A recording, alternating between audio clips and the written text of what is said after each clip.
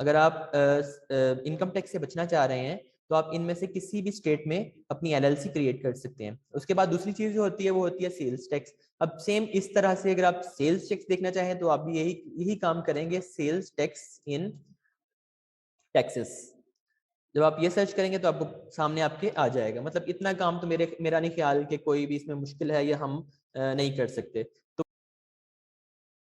अस्सलाम वालेकुम। मेरा नाम अलियवैस है और आज की इस वीडियो में हम डिस्कस करेंगे कि पाकिस्तान से बैठ के आप अगर यूएसए में एलएलसी क्रिएट करना चाह रहे हैं तो वो आप किस तरह से कर सकते हैं।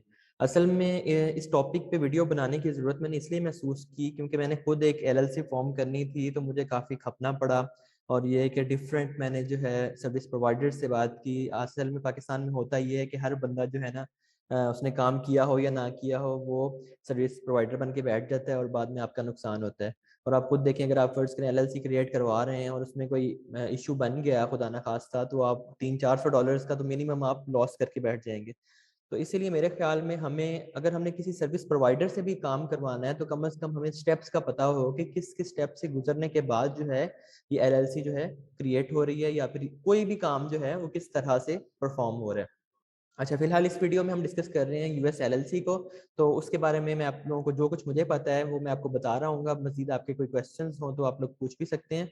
तो क्योंकि मैं ऑलरेडी एलएलसी जो है क्रिएट कर चुका हूँ तो इसीलिए मैंने सोचा कि मैं इस पर एक वीडियो भी बना दूँ ताकि आप लोगों की थोड़ी हेल्प हो जाए।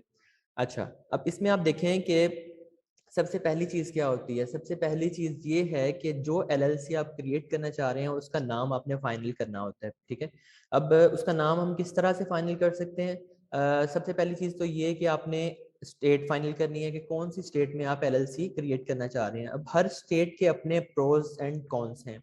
उनमें प्रोज एंड कॉन्स में जो मेन आते हैं उनमें आते हैं, कह लें कि आपका जो इनकम टैक्स है, आपका जो सेल्स टैक्स है, ये दो चीज़ें मेनली हम देख रहे होते हैं। अब हमें पता कैसे लगेगा कौन सी स्टेट का कितना टैक्स है, इनकम टैक्स कितना है, सेल्स टैक्स कितना है। तो वो उसके लिए आपके पास गूगल है। गूगल में आप सिर्फ थोड़ी सी सर्च करेंगे तो आपको आइडिया हो जाएगा। फर्ज कर लें आपके मैं सर्च कर लेता हूँ इनकम टैक्स इन टेक्सास।